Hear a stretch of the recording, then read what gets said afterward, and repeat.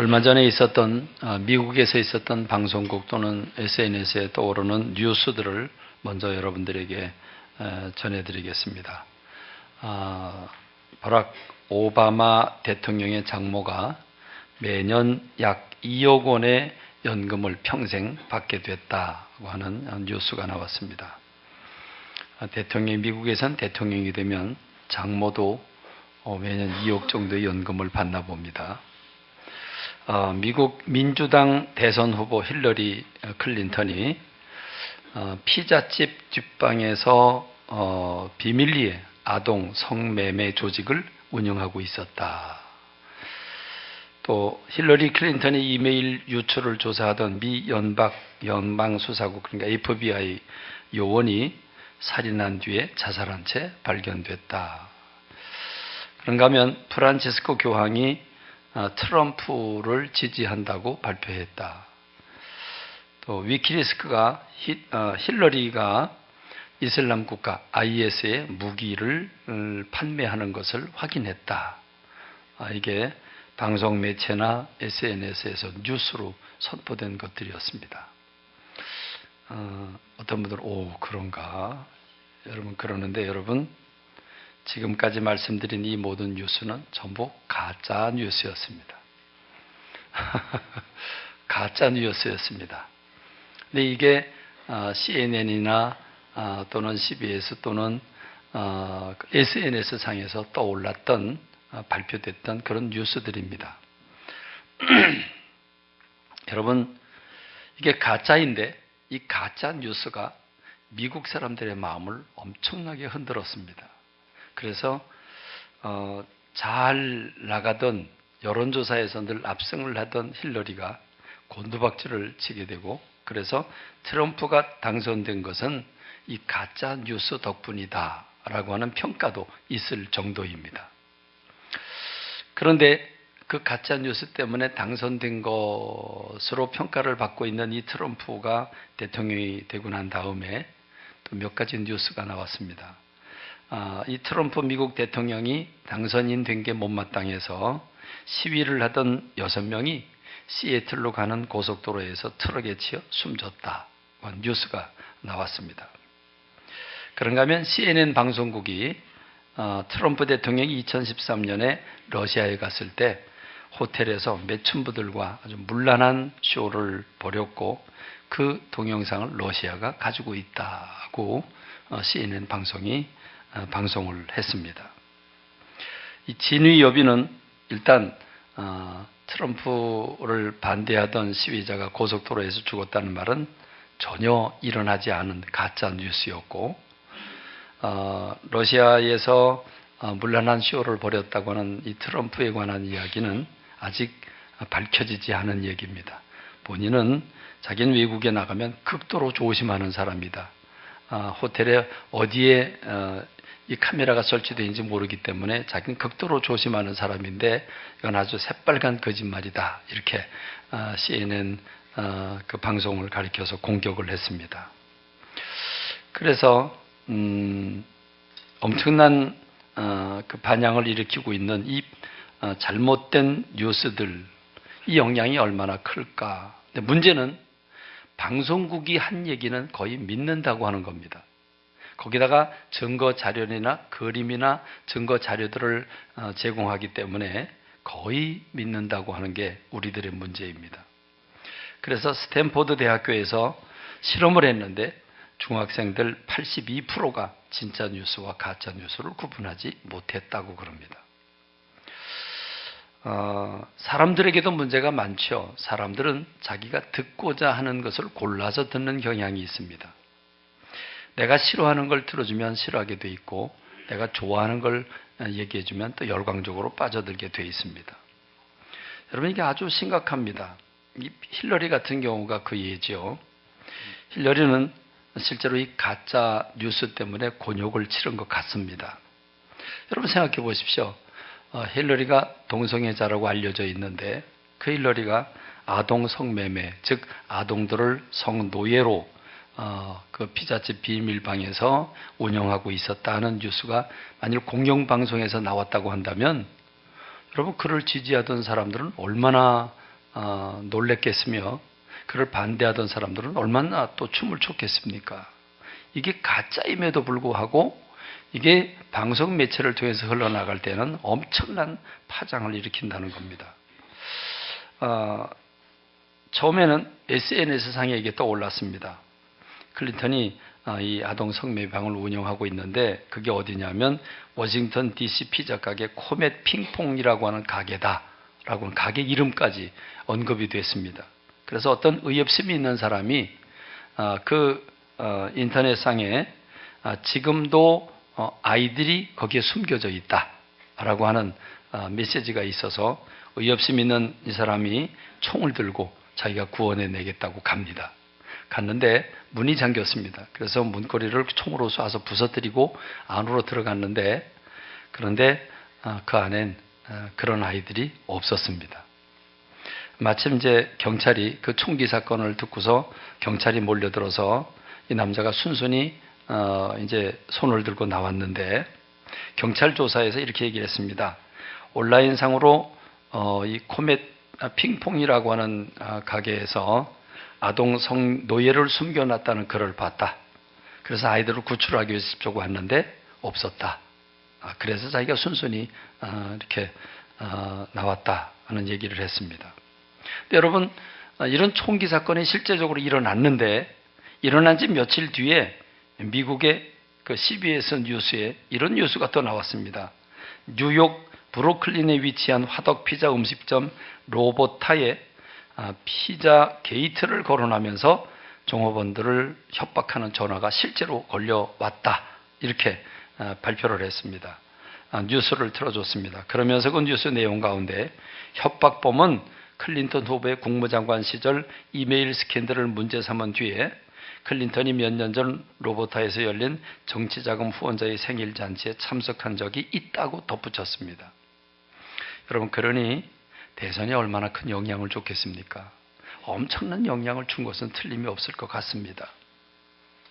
근데 여러분 이 가짜 뉴스를 또 누가 퍼날랐냐 하면 그 트럼프 당선인이 백악관 국가안보보좌관으로 내정한 마이클 플린이라고 하는 국방정보국 국장의 아들이 그걸 열심히 퍼날랐다고 그럽니다. 그러면 세상이 아주 요지경인 세상이 되는 거죠. 그렇습니다. 우리나라는 안 그렇습니까? 우리나라도 가짜 뉴스가 판을 치지 않았습니까? 광우병 때문에 난리 날 때 거짓 뉴스로 온 세상이 다 함께 춤을 췄습니다. 세월호 사건 때 도대체 대통령이 7시간 동안 뭘 했느냐 하는 것을 시원한 답이 나오지 않자 별 소문들이 다 돌고 있습니다. 이번 대통령을 그 탄핵으로 몰고 가게 된 시발점이 JTBC에서 밝힌 그 태블릿 PC에서 나온 건데 이 JTBC에서 2번씩이나 그건 사실이라고 얘기를 해도 별로 백성들도 믿지 않는 분위기입니다. 검찰도 그걸 증거자료로 내놓지 못하고 있습니다. 그러더니 이제는 고용태라고 하는 사람이 최순실이 사용하던 태블릿 PC라고 또 증거자료로 내놨습니다. 그러고 나더니 그 다음엔 또 최순실 조카라고 하는 장시호라고 하는 사람이 자기가 또 이 최순실 씨가 갖고 있는 태블릿 PC를 자기가 갖고 있다. 그래서 그걸 또 증거물로 또 내놨습니다. 그랬더니 이번엔 특검에 나온 최순실 씨가 이렇게 얘기를 합니다. 너도 나도 다 내 태블릿 PC라고 그러는데 이젠 나도 내게 어느 건지 나도 모르겠다. 여러분 무슨 말인지 이해가 되십니까? 무슨 나라가 이 모양 이 꼴입니까? 어느 게 진짜인지 어느 게 가짜인지 전혀 구분할 수가 없습니다. 이제는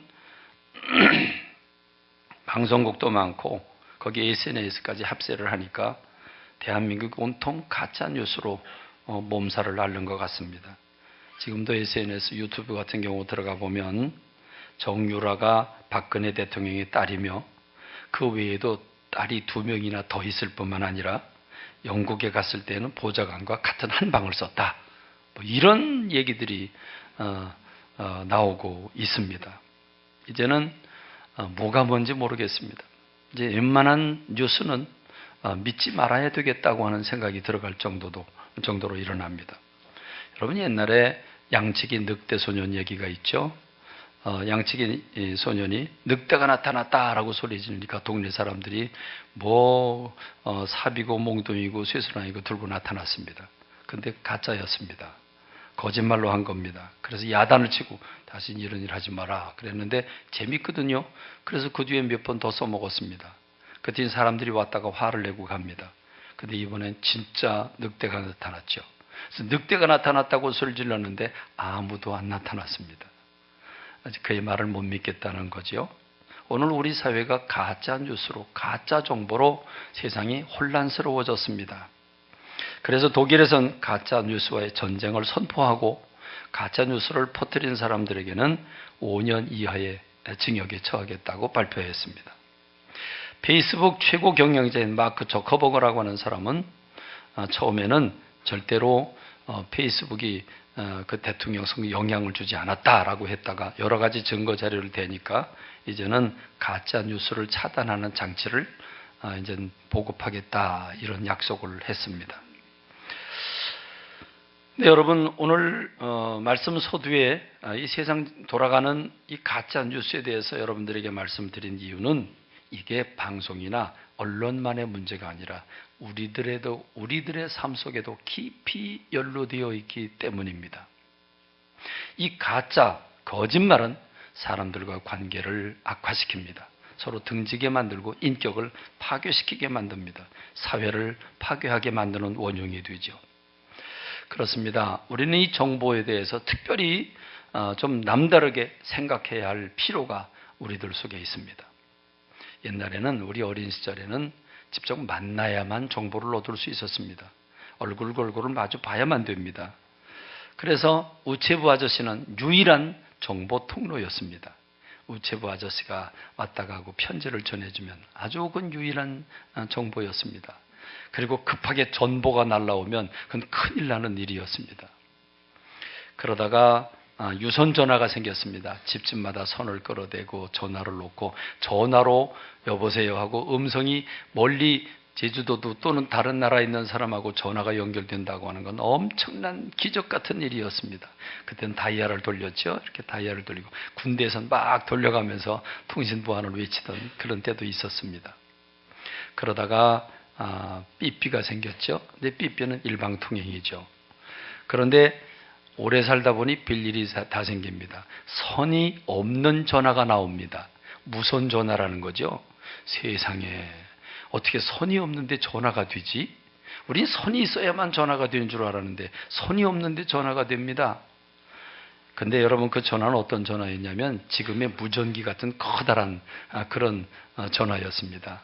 근데 그건 아무나 못 가지고 있었죠. 사장님들이나 그런 대단한 사람들은 가지고 있었지 일반 백성들은 못 가지고 있었습니다. 그러니까 그거 하나만 들고 이렇게 길거리 나타나도 어깨에 힘을 줄 수 있는 그런 때였습니다. 아무튼 선이 없이 무선으로 전화를 주고받는다, 신호를 주고받는다. 이건 굉장한 혁명적인 일이었습니다. 그러다가 정말 오래 살다 보니까 핸드폰, 손에 달라붙는 핸드폰이 생기더니 이제는 스마트폰이라고 이름이 바뀌었습니다. 이제는 스마트폰은 요물이 되었습니다. 세상 전체를 바꿔놓았습니다. 이제는 스마트폰 없이는 아무것도 어디를 가지도 오지도 못할 것 같습니다. 이제 나아가 인간의 영혼까지도 스마트폰에 뺏긴 게 아닌가 싶을 정도가 돼버렸습니다. 이 스마트폰은 사람과 사람과의 관계를 이어주는 커뮤니케이션의 통로가 되기도 하죠. SNS라고 하는 이 트위터, 페이스북 또는 밴드 또는 카톡 이런 건 없이는 우리가 세상을 살기가 어려워질 만큼 그렇게 유용하게 사용하고 있습니다. 이 스마트폰으로 게임도 하겠지만 이제 물건도 사고 그러지만 특별히 SNS를 통해서 개인 소식을 알리고 연애도 하고 사업도 하고 정치도 하고 그리고 그룹 활동도 같이 하게 되는 게 이 SNS입니다. 그런데 이제는 너무 많은 정보, 그것도 거짓된 정보가 너무 많아서 이제는 어떤 정보를 믿어야 할지 모르는 혼란에 빠지게 됐습니다. 어떤 그룹에 속해 있는 카톡방이 있는데 하루에도 한 10대 건 20건씩 이렇게 올라와서 그래서 짜증이 납니다. 그래서 안 되겠다, 나가야 되겠다. 그래서 이제 욕먹는 걸 각오하고 나가기를 선택해서 나갔는데 웬걸요? 나가자마자 바로 또 초청을 해가지고 이제는 뭐 나갈 수도 없어요. 그래서 그냥 하루 종일 카톡 아이고 그냥 되게 까불고 그러는데 하여간 좀 짜증이 나요. 물론 이제 무음으로 해놓긴 했지만 그럼에도 불구하고 신경 쓰이죠. 그렇습니다. 여러분 왜 짜증이 나죠? 정말 긍정적이고 좋은 정보들이 계속 오면 좋은데 부정적이거나 또는 믿지 못할 정보들이 오기 때문입니다. 언제 한 번은 아는 목사님에게서 이 김정일이 문재인에게 보낸 그런 편지를 그 편지 전문이 떴습니다. 그걸 보면서 말도 안 돼. 이런 걸 보낼 리가 있겠나. 그랬더니 그 다음번에는 아니다. 잘못된 정보인데 박근혜 대통령에게 보낸 거다. 둘 다 가짜였죠. 둘 다 가짜였습니다. 그렇습니다. 이젠 무분별해졌습니다. 혼란스러워졌습니다. 이젠 공영방송까지도 못 믿겠습니다. 통계와 근거, 증거, 사진까지 다 되지만 지금은 얼마든지 편집하고 조작할 수 있기 때문에 그것도 믿을 수가 없습니다. 한 방송국의 태극기를 들었던 청년이 전화를 걸었습니다. 아니 왜 현장에 나와보지도 않고 가짜 방송을 하고 있느냐, 거짓 방송을 하고 있느냐, 지금 나와봐라. 지금 현장에 나와봐라. 지금 촛불 든 사람은 3만 명 정도밖에 안 되고 태극기 든 사람은 30만 명이나 되는데 나와서 봐라. 당신 돈으로.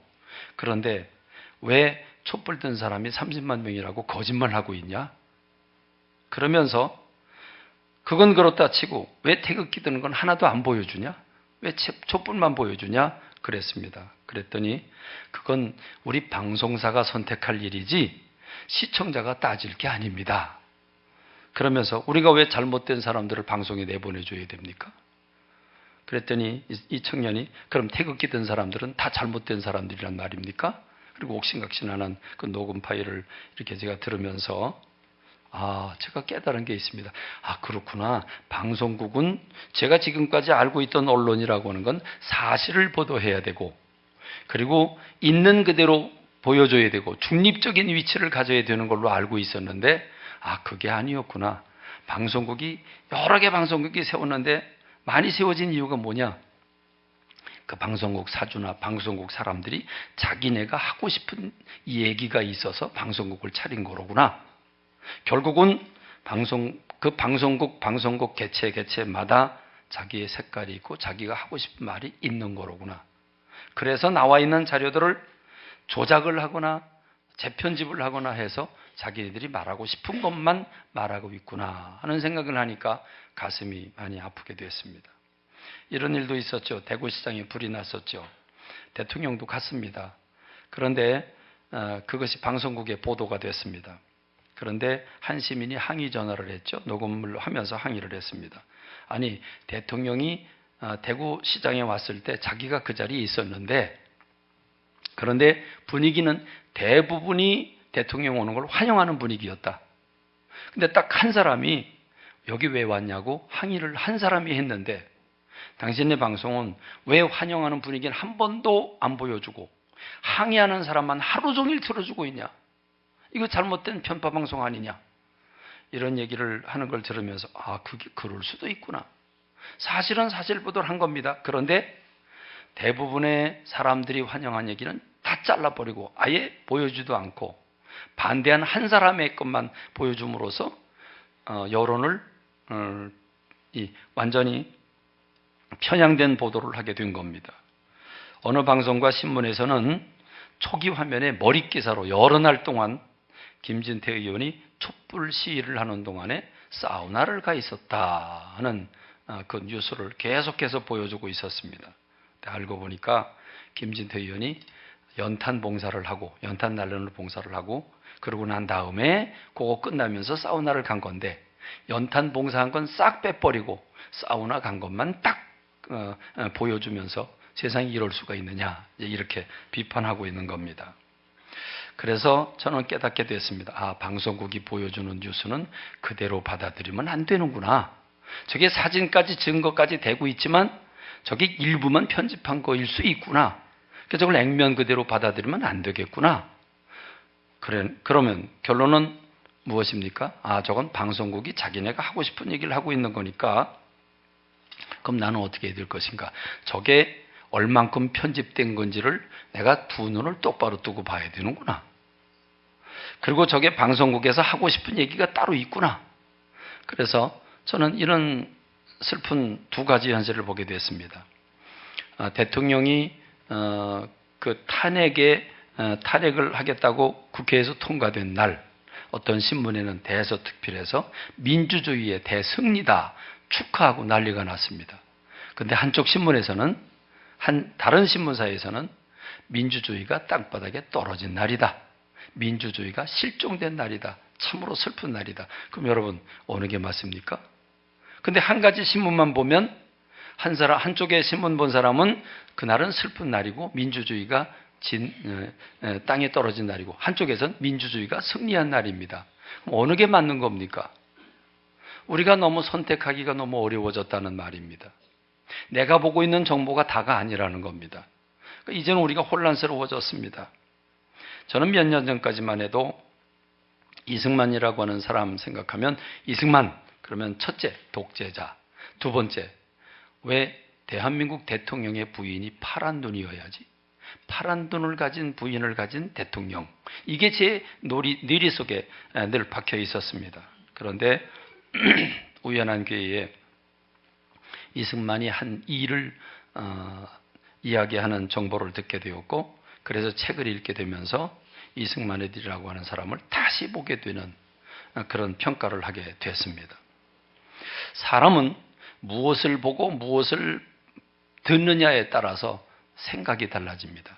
사상이 만들어집니다. 그 사상은 행동을 만들어냅니다. 행동은 습관이 됩니다. 습관은 그 사람의 성격까지 좌지우지하게 됩니다. 우리가 보고 들은 대로 행동하는 게 사람입니다. 내가 어느 걸 봤느냐 그 보고서 감정이 움직이고 감정이 움직이면 행동에 움직이게 돼 있는 겁니다. 그러니까 내가 무엇을 보았느냐 무엇을 들었냐 하는 것은 대단히 중요한데 보여준 사람이 잘못 보여주면 의도적으로 편향적으로 보도를 해주면 그쪽으로 끌려갈 수밖에 없는 게 이게 언론이라고 하는 것입니다. 그런데 우리가 보고 듣고 나누는 것을 액면 그대로 받아들일 수 없으니 다시 말하면 믿을 수 없으니 혼란된 사회가 아니냐 그 말입니다. 그래서 우리가 사는 시대는 불신 시대입니다. 누구도 못 믿습니다. 충격적인 뉴스가 오면 에이 이건 못 믿어. 이건 못 믿어. 이렇게 됩니다. 그러다 보니 우리가 불신 시대를 살고 있다 보니까 사회 전체가 이젠 사람들이 사람과 사람이 가까이 하지 않습니다. 이제 누구도 믿지 못하는 시대가 왔기 때문에 아무도 믿으려고 하지 않습니다. 그러다 보니까 우리 교회라고 하는 것은 어떤 것입니까? 교회는 믿음을 가진 믿음의 공동체입니다. 그럼에도 불구하고 교회 안에까지도 세상적인 삶의 방식이 그대로 들어와서 적어도 하나님의 말씀을 선포하는 강단임에도 불구하고 성도들은 에이 설교도 못 믿겠다. 저건 목사님의 개인적인 생각이지. 그리고 TV상에서 SNS상에서 여러 목사님들의 설교가 나오게 되니까 이제는 이 설교 저 설교를 비판하고 판단하고 내가 가려서 내가 듣고 싶은 말을 듣는 그런 시대가 됐다고 하는 것입니다. 이젠 자리도 선뜻 앞자리에 가기에는 너무 부담스럽죠.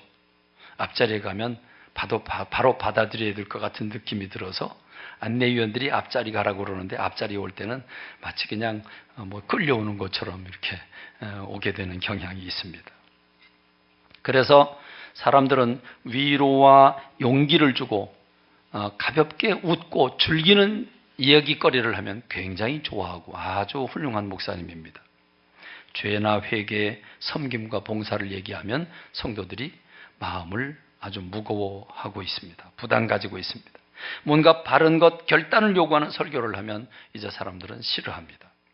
그래서 헌금 설교를 하면 영락없이 한두 교인은 교회를 떠납니다. 그게 오늘 우리의 현실입니다. 그래서 우리는 가볍고 부담 없는 것을 좋아합니다. 적당한 거리를 유지하고 그 이상도 그 이하도 하지 않으려고 적당한 거리를 유지하려고 애를 쓰고 있습니다. 그렇습니다. 오늘 우리가 사는 이 대한민국, 아니 전 세계, 오늘 사람들이 사는 이 지구상의 사람들에게 있어서 가장 필요한 것은 신뢰를 회복해야 되는 줄로 믿습니다. 정직한 것을 회복해야 되는 줄로 믿습니다. 정의와 공의가 강물처럼 흘러야 된다는 말입니다. 우리의 희망은 경제 회복에 있는데, 경제만 회복이 되면 모든 게 잘 된 것처럼 생각하고 있는데 그렇지 않습니다. 경제보다 더 중요한 게 있습니다. 정의가 먼저 회복되어야 합니다. 우리는 정직과 신뢰가 먼저 회복되어야 아름다운 사회라고 하는 걸 생각해야 될 것입니다. 혼란은 정직과 신뢰가 무너진 곳에서 일어나는 현상입니다. 불신은 믿음이 깨졌기 때문이고, 그래서 우리의 마음속에 이제는 진실한 사람은 손해본다라고 하는 생각을 가지고 있습니다. 그렇지 않습니까? 진실한 사람, 착한 사람은 바보고 손해보는 사람이다 라고 생각을 하고 있습니다. 여러분, 우리는 정직해야 합니다. 얼마 전에 우리 성도들에게 몇 가지 좀 선물을 드리기 위해서 우리 목장 식구들을 이렇게 선물 주기 위해서 이제 그 중에 하나가 꿀을 샀는데, 저기 홈플러스에 가서 꿀을 샀는데, 그 성경 다 읽은 분들에게 꿀을 하기 위해서 33개인가 샀습니다. 샀는데 사고 나오면서 그 영수증을 이렇게 들여다보면서 차에 실으면서 영수증 생각이 납니다. 그래서 영수증 다시 보니까 이 꿀값이 3개만 결제가 됐고 30개는 빠졌습니다. 30개를 빠지니까 이게 한 20만 원이 넘어갑니다. 그냥 눈 감고 보면 20만 원 버는 거죠. 근데 그걸 영수증 딱 보는 순간, 차에 실으면서 그걸 보는 순간, 뭐지? 이거 어떻게 순간적으로 갈등을 했습니다. 순간적으로 갈등을 하면서 그래도 안 되지.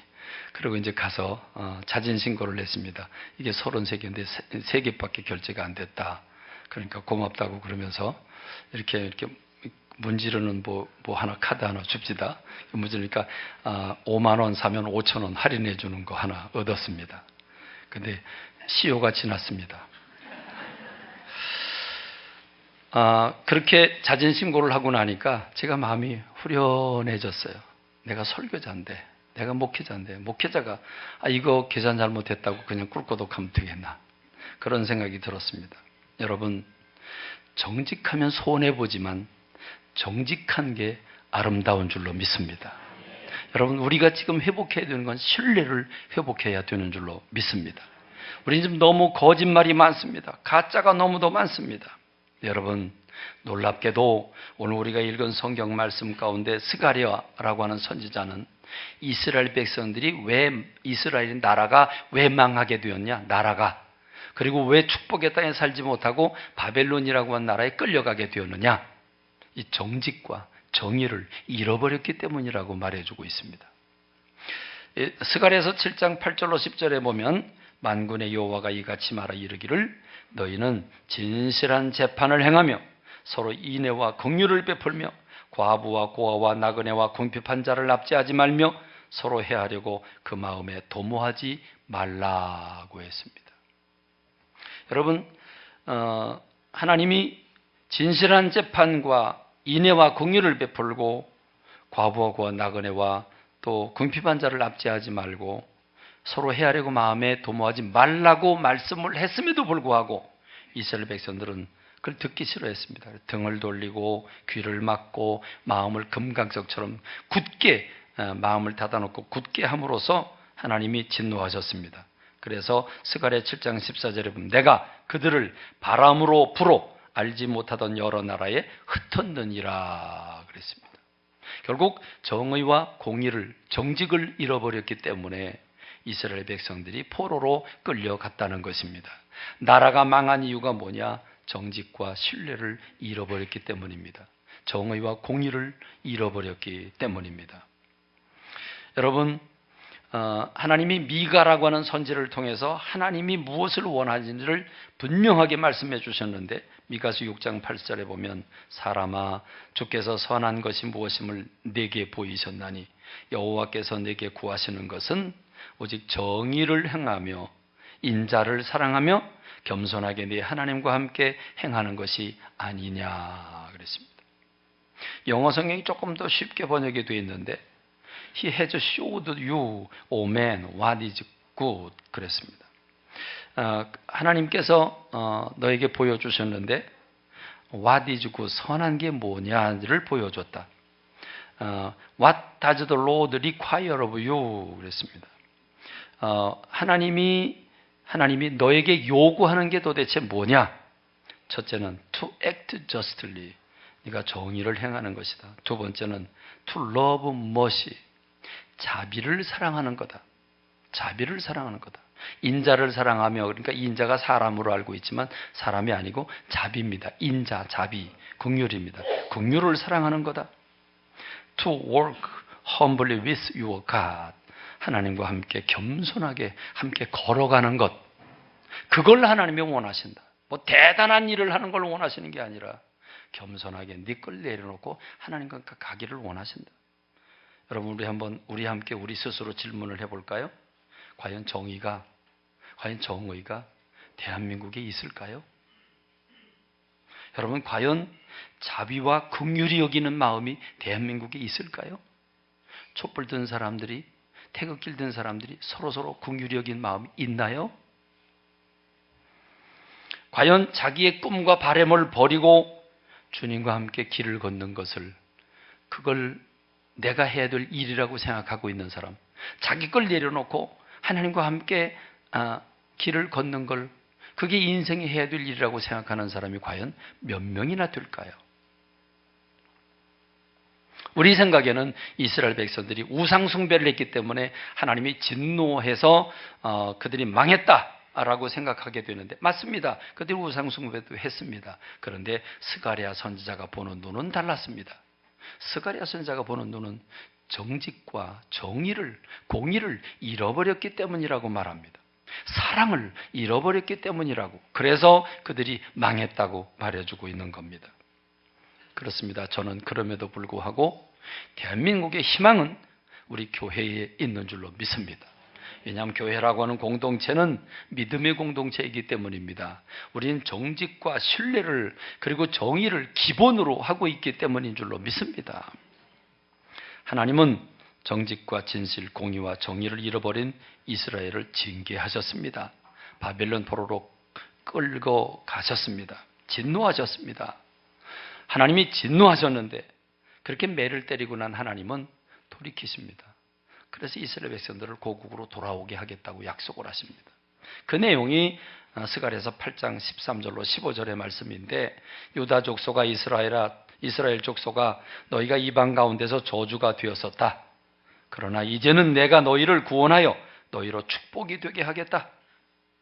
전에 너희 열조가 나의 노를 격발할 때, 나를 진노케 할 때 내가 그들에게 재앙을 내리기로 뜻하고 뉘우치지 않았다.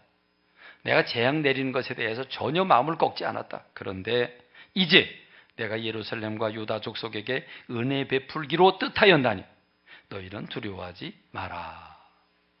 이 말씀이 우리가 읽은 성경 말씀 바로 전 구절입니다. 그러니까 하나님이 이제 너희를 바벨론 포로에서 다시 귀국하게 할 테니까, 너희들이 귀국하고 난 다음에 너희가 돌아가서 무엇을 해야 되는 줄 아느냐? 이제 너희가 매 맞고 정신을 차렸으니 돌아가서 너희들이 해야 할 일, 반드시 너희들이 행해야 할 일, 그 일을 알려주마. 그게 우리가 읽은 본문입니다. 스가랴서 8장 16절로 17절이죠. 너희가 행할 일은 이러하니라. 너희가 해야 될 일, 바로 그건 이거다. 너희는 각기 이웃으로 더불어 진실을 말하며 너희 성문에서 진실하고 화평한 재판을 베풀고 심중에 서로 해하기를 도모하지 말고 거짓 맹세를 좋아하지 말라. 이 모든 일은 나의 미워하는 것임이니라. 나 여호와의 말이니라. 여러분, 하나님은 이제 너희들이 고국 돌아가면 우상 섬기지 말고 나만 섬겨, 이렇게 말씀하신 게 아니었습니다. 지금 이 스가랴라고 하는 선지자를 통해서 너희가 고국으로 돌아가면 너희들이 정직해야 된다. 진실을 말해야 된다. 그리고 공의를 베풀어라. 정의를 베풀어라. 이웃을 사랑해라. 이 말씀을 하고 계시는 겁니다. 그렇습니다. 여러분, 주님이 이 말씀을 하시면서 하나님이 덧붙이는 말씀이 뭐냐면 이 모든 일은 나의 미워하는 것들이라 그랬습니다. 이 모든 것들은 나의 미워하는 것들이라 그랬습니다. 여러분, 하나님의 사랑받기 원하십니까? 여러분, 하나님 사랑받기 원하십니까? 하나님의 영광이 여러분의 가슴에 강같이 흘러넘치길 원하십니까? 하나님의 영광이 여러분의 가정과 여러분의 일터까지 흘러넘치길 원하십니까? 그렇다면 하나님이 미워하시는 일을 하면 안 되죠. 이해가 되십니까? 하나님이 기뻐하시는 일을 해야 하나님의 영광이 흐르게 되죠. 하나님이 싫어하시는 일을 골라서 한다면, 여러분, 우리가 자식이 다 이쁩니까? 솔직히 말해 봅시다. 자식이 부모가 싫어하는 것만 골라서 못된 짓만 해봐요. 그래도 이뻐요? 미워요. 미안한 얘기인데 내가 낯서도 미워요. 부모가 기뻐하는 일을 골라서 해봐요. 원하지 않아도 용돈 퍽퍽 주고 맛있는 거 사주고 다 할 겁니다. 부모가 싫어하는 것만 골라서 해봐요. 어찌 매가 안 나가겠어요? 어찌 욕이 안 나가겠어요? 나갈 수밖에 없는 거죠. 그러므로 여러분, 하나님이 미워하시는 거 하면 안 됩니다. 하나님 미워하시는 건 거짓말하는 겁니다. 진실에서 떠나는 거 미워하십니다. 출애굽기 20장 16절에 보니까 내 이웃에 대하여 거짓 증거하지 마라 그랬습니다. 내 이웃에 대하여 거짓 증거하지 마라 그랬습니다. 쟤 못됐다 그 말하지 말라는 겁니다. 쟤 못됐다. 여러분, 지금 대한민국은 온통 위증죄 천국 같습니다. 뻔히 보이는데도 모르쇠죠. 전부 아니래요. 여러분, 정말 정직하게 제가 잘못했습니다. 꼭대기나 아래나 누구도 내가 잘못했다고 잘못을 비는 사람이 보이질 않습니다. 우리 아이들도 그렇죠. 뭐라고 얘기를 하면 변명부터 하고 화부터 내지 엄마 제가 잘못했어요 이런 얘기 안 해요. 그래서 우리는 가끔 대화를 나눌 때 집사람이 또는 내가 중간에 끼죠. 야, 승희야, 그냥 잘못했다고 그래. 승희야, 그냥 잘못했다고 한마디만 해. 뭐 말이 많어, 말이 많기는. 그냥 잘못했어요. 그럼 끝나는 일을. 잘못했다고 안 해요. 안 해요. 성경은 엄히 경고합니다. 시편 101편 7절. 거짓 행하는 자가 내 집안에 거하지 못하며 거짓말하는 자가 내 목전에 서지 못하리라 그랬습니다. 하나님, 거짓말하는 사람 하나님 앞에 서지 못한다. 이게 구약에만 있는 게 아닙니다. 신약 요한계시록에도 있습니다. 개들과 술객들과 행음자들과 살인자들과 우상숭배자들과 및 거짓말을 좋아하며 지어내는 자마다 성 밖에 있으리라. 그러니까 여러분, 거짓말하는 사람들은요 개하고 똑같아요. 개. 이해하십니까? 그러니까 거짓말하는 사람은 지옥 간다는 말입니다. 여러분, 거짓말하지 맙시다. 거짓말하지 맙시다. 우리 3층 거짓말하지 맙시다. 거짓말하면 안 돼요. 우리 거짓말하지 맙시다. 여러분, 거짓말에도 선의의 거짓말이 있고 부득불해서 어쩔 수 없이 거짓말하는 게 있고 악의를 가지고 하는 거짓말이 있어요. 그래서 거짓말에도 종류가 있어요. 그래서 영국의 정치가였던 벤자민 디즈레일리라고 하는 사람은 거짓말에는 3가지 종류가 있는데 첫 번째는 단순한 거짓말, 두 번째는 새빨간 거짓말, 세 번째는 통계. 진짜 통계 아주 나쁜 겁니다. 여러분, 통계 믿지 마세요. 통계는 자기 말 하고 싶어서 여러 가지로 짜 맞춘 겁니다. 거의 대부분의 통계가 그렇습니다.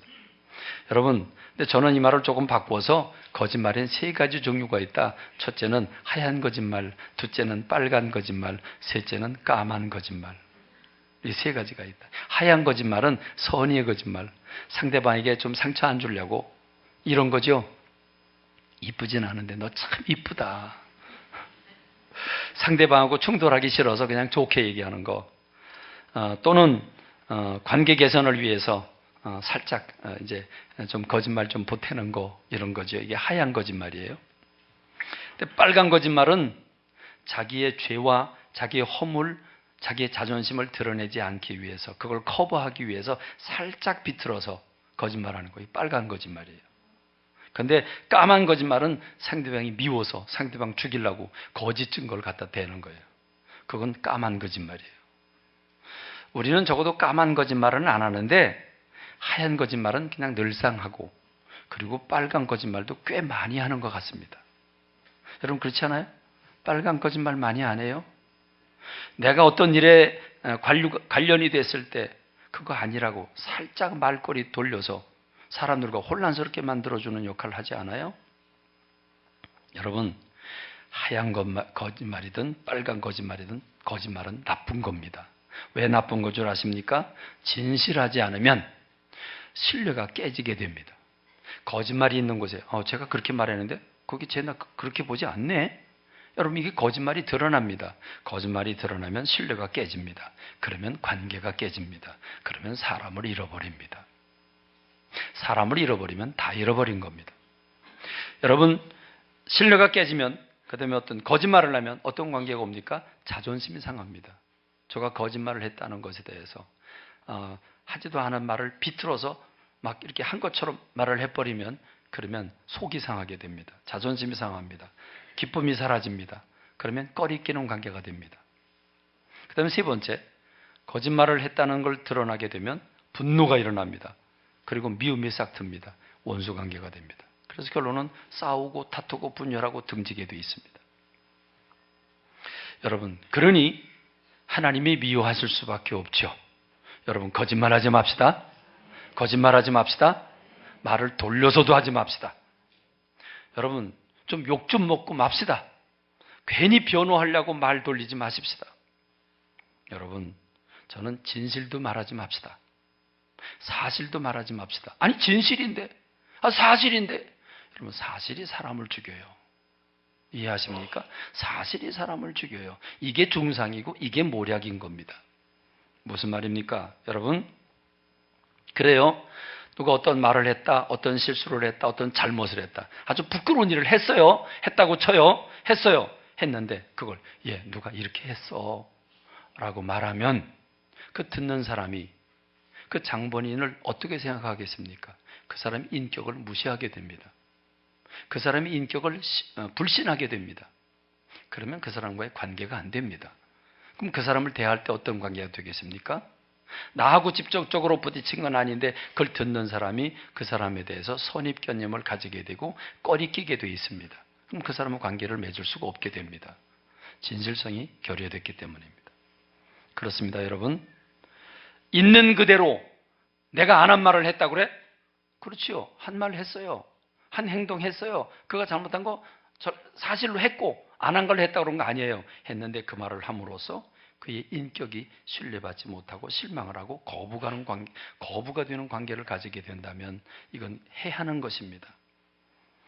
한 영혼을 매도하고 그 사회에서 왕따를 시키고 매장하게 되는 결과가 되고 마는 것입니다. 그러므로 사실이고 진실이라고 할지라도 옆 사람, 친한 사람에게 전하면 안 됩니다. 전하면 안 됩니다. 전하면 안 됩니다. 여러분, 솔로몬이 지혜 왕이 우리에게 이렇게 지혜를 가르쳐 줬습니다. 잠언 17장 9절에 보니까 우리 다 같이 해볼까요? 허물을 덮어주는 자는 사랑을 구하는 것이요 그것을 거듭 말하는 자는 친한 것을 이간하는 자니라. 여러분, 허물이 있는데 그게 남편이든 아이들이든 그게 다른 사람이든 어떤 일을 하다가 어떤 허물이 발견됐어요. 그러면 그 본인은 얼마나 속상해요. 그 실수한 사람, 그 허물이 있는 사람 얼마나 부끄러워해요. 근데 여러분, 그걸 다른 사람에게 이야기를 하면 어떻게 됩니까? 다른 사람에게 전하면 그걸 듣는 사람이 그래서 그 못됐네 그러면 그 사람 왕따 되게 돼 있는 겁니다. 그러니까 여러분, 어떤 사람은 집요하게 자기가 안 했다고, 저거 어떻게 했다고, 그리고 집요하게 자꾸만 2번, 3번 얘기하는 사람이 있어요. 그걸 확인하고 따지고 이건 반드시 짚고 넘어가야 돼. 그리고 꼭 그걸 바로 잡아준다고 그러면서 있었던 일들을 그대로 자꾸 얘기하는 사람이 있어요. 그러면 어떻게 되죠? 그것을 거듭 말하는 자는 친한 것을 이간하는 자니라 그랬습니다. 친한 것을 이간하는 자니라. 그런데 허물이 있어요. 잘못했어요. 부끄러워요. 어떻게 그런 일을 했지? 정말 부끄러워요. 그런데 그걸 덮어줘요. 그걸 덮어주면 사랑을 구하는 자라 그랬습니다. 말했습니다. 진리입니다. 그렇습니다. 잘못을 몇 번씩 짚고 넘어가려고 그러면 사실이긴 하지만 듣는 사람 기분 나쁩니다. 상처를 받습니다. 잘못한 거 그 사람도 느끼고 있는데 자꾸 그걸 뒤집어서 얘기를 하면 마음 상하게 하는 거죠.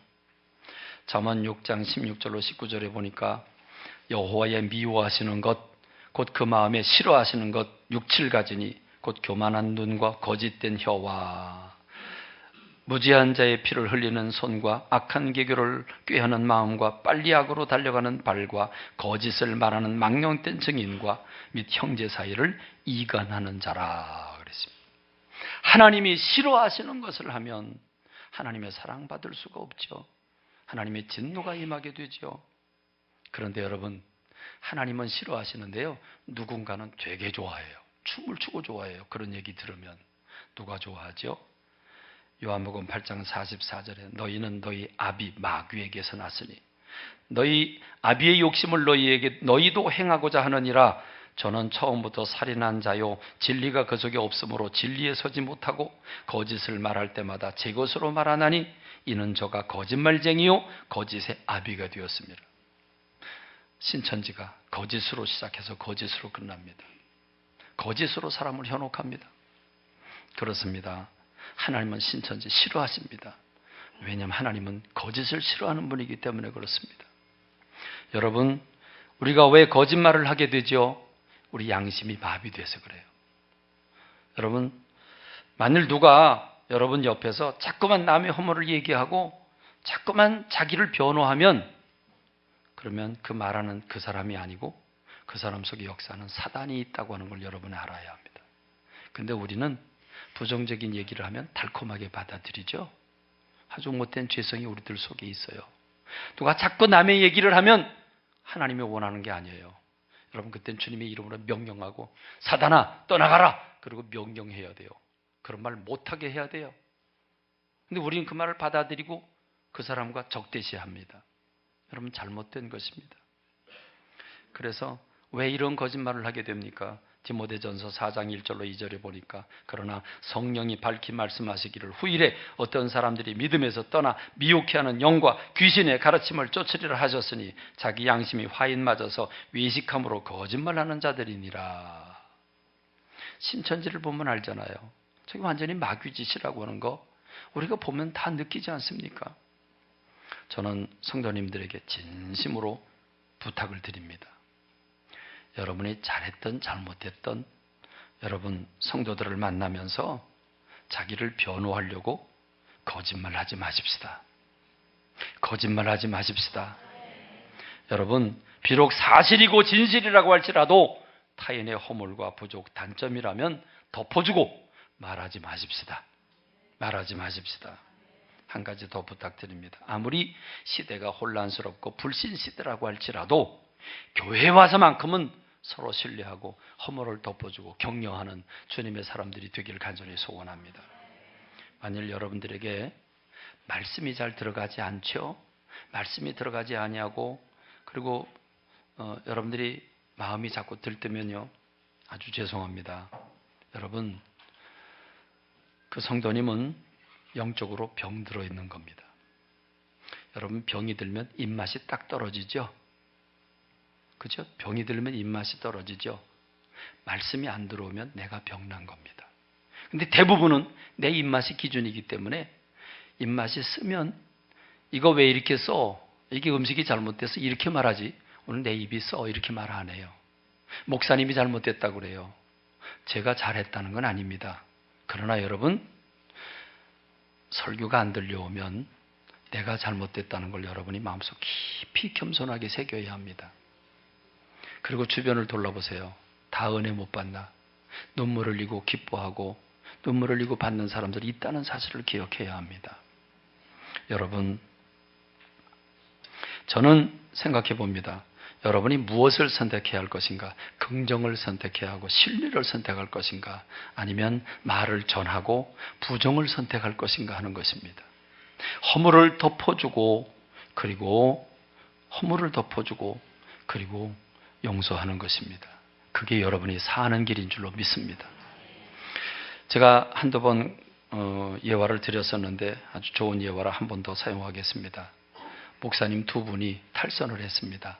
두 분이 지방에서 지금 수련회를 세미나를 가고 있는데 거기 가면 재미없어. 우리 둘이 다른 데 가자. 한 목사님이 다른 목사님 꼬셔서 갔어요.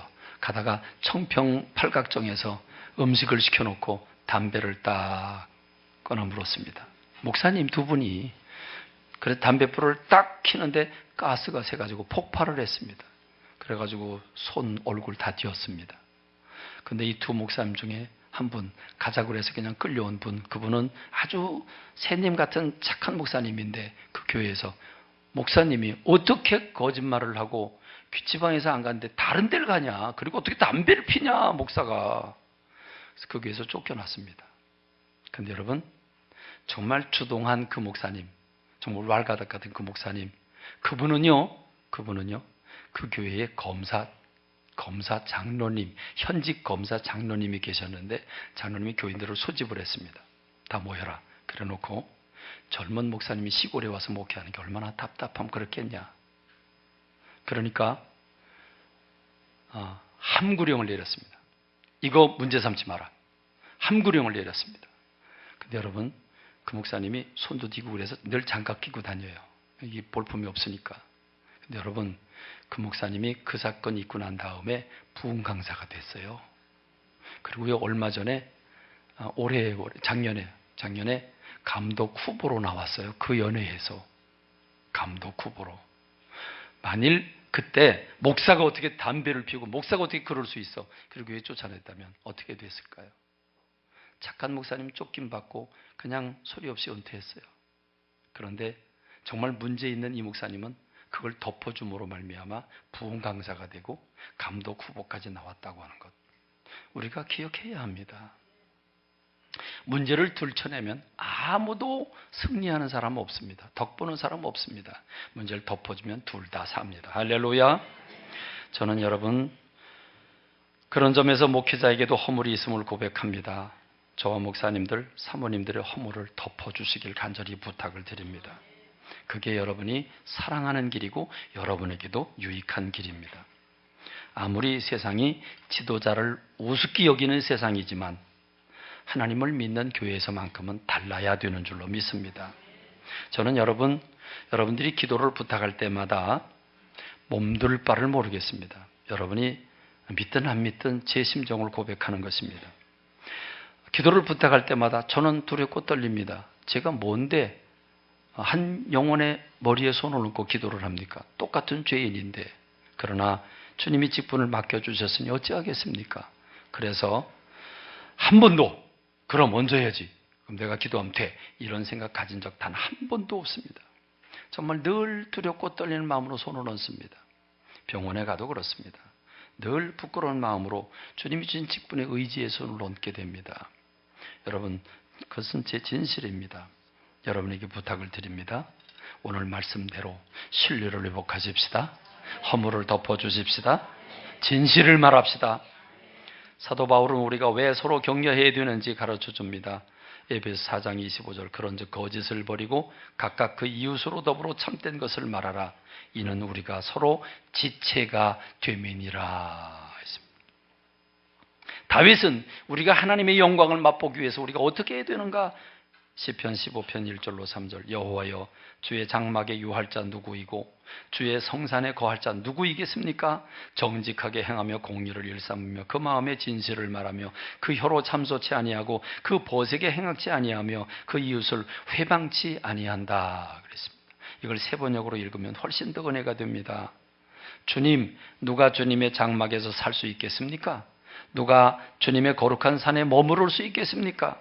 깨끗한 삶을 사는 사람, 정의를 실천하는 사람, 마음으로 진실을 말하는 사람, 혀를 놀려 남의 허물을 들추지 않는 사람, 친구에게 해를 끼치지 않는 사람, 이웃을 모욕하지 않는 사람입니다.